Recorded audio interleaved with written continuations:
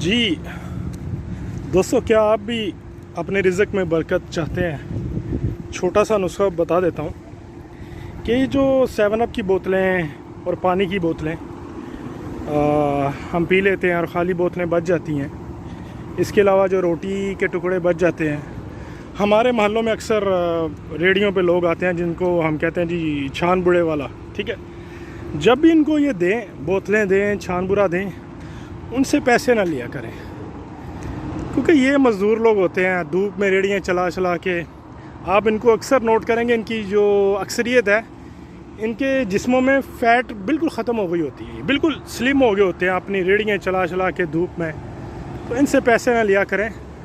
क्या बनता है 50 रुपये, 100 रुपया, 200 रुपया, इनको वैसे ही गिफ्ट के तौर पे दे दिया करें। जो भी रोटी के टुकड़े हैं, खाली बोतलें हैं, तो ये चीज़ आप 3 महीने करके देखें, फिर देखें रिज़्क में कैसे बरकत आती है।